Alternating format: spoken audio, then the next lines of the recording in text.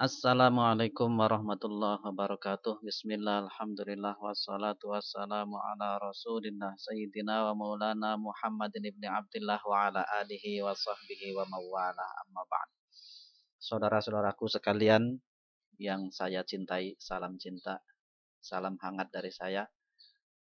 Saya untuk kali ini ingin berkomentar sekaligus mengingatkan kita satu sama lain. Mudah-mudahan ini ada manfaatnya. Saya akhir-akhir ini menyaksikan banyak bermunculan konten-konten kreator, youtuber-youtuber yang menari-nari mendulang cuan di atas polemik nasab Alawi.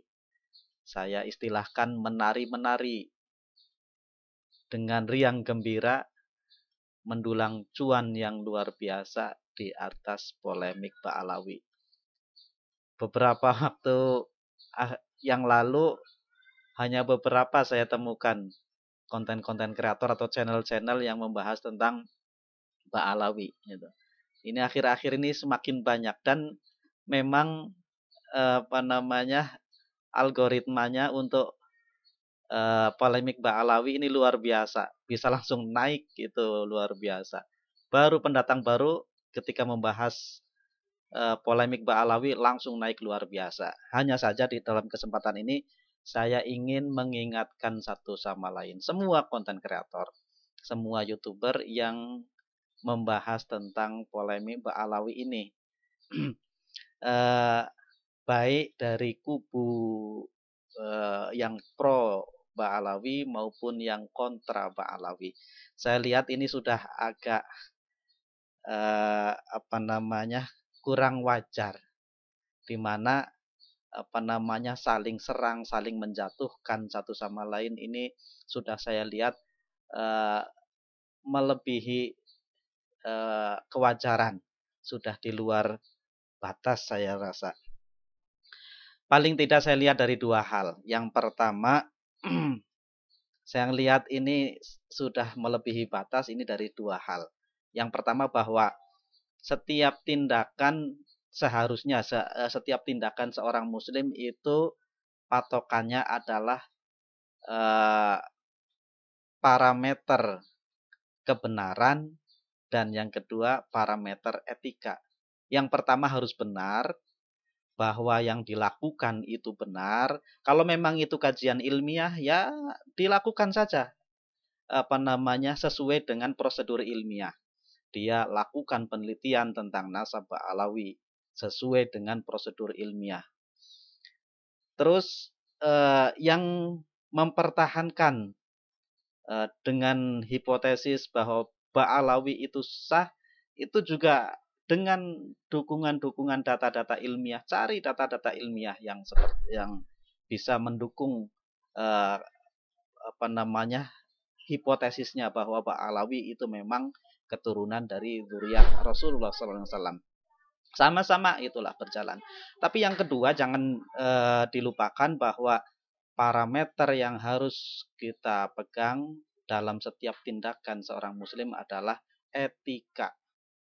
Kalau kebenaran itu tolok ukurnya itu syariat atau fikih lah biasanya, benar atau salah, sah atau benar. Sah atau benar mengukurnya dari mana? Sesuai enggak dengan prosedur-prosedur ilmiah apa yang dilakukan. Kalau sholat itu sesuai enggak dengan syarat dan rukunnya sholat. Kalau memang sudah sesuai berarti sudah dianggap sah. Terus yang kedua yang tidak kalah pentingnya adalah etika atau bahasanya ihsan. Kalau dalam Islam itu ada iman, Islam, ihsan. Iman itu urusannya akidah, itu udah urusan kita masing-masing. Yang kedua Islam itu fikih, syariat, benar atau salah. Kalau yang ketiga ihsan, baik atau buruk. Ya memang yang kita lakukan itu benar sesuai dengan prosedur ilmiah. Tapi baik atau tidak, pantas apa enggak. Ya kalau saya contohkan seperti kita sholat. Laki-laki auratnya itu kan baina surrati warukbati. Antara pusar dan lutut itu. Kalau kita cuma pakai sarung, nggak pakai daleman, nggak pakai apapun, sholat sah itu. Karena sudah memenuhi syaratnya, syarat menutup auratnya. Tapi pantas apa tidak? Nah, kita mau menghadap Tuhan dengan hanya ngelipat sarung seperti itu. Lah itulah.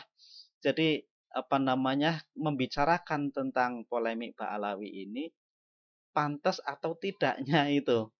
Nah, kita kalau untuk pantas atau tidak pantasnya kita harus apa namanya bertanya kepada diri kita masing-masing. Bahasanya Imam Ghazali istafti qalbak, apa namanya tanya kepada hatimu.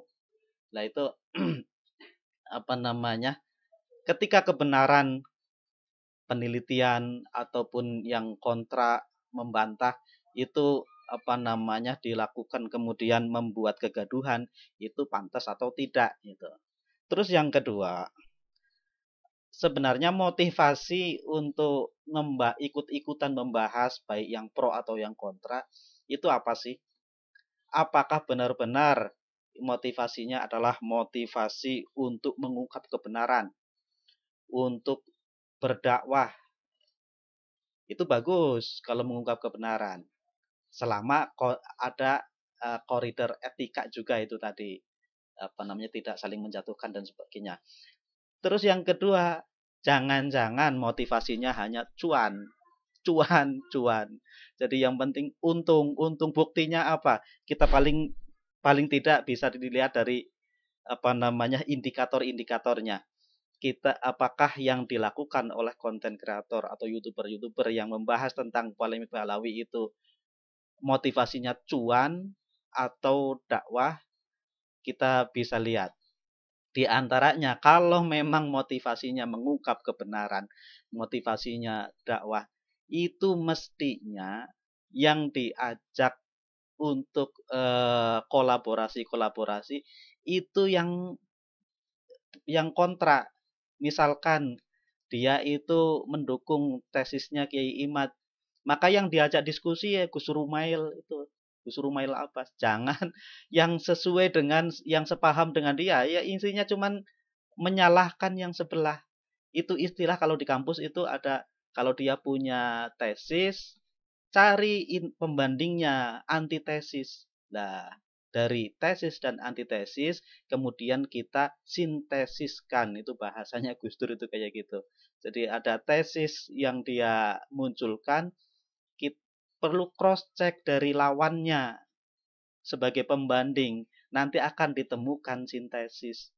Lah mestinya kan seperti itu. Sama saja yang pro dengan tesisnya Kiai Imad, yang diajak bicara, yang diajak untuk kolaborasi konten, itu yang sepaham dengan dia. Begitu juga yang apa namanya, yang pro dengan nasab Ba'alawi, yang diajak kolaborasi konten itu juga yang pro dengan dia.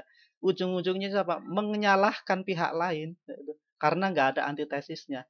Itu paling tidak apa namanya kita melihat dari itu. Makanya apa namanya saya itu mengingatkan lah, bolehlah kita tidak salah mencari cuan, tapi mencari cuan kok di atas penderitaan kelompok-kelompok yang lain itu saya kira kurang etis.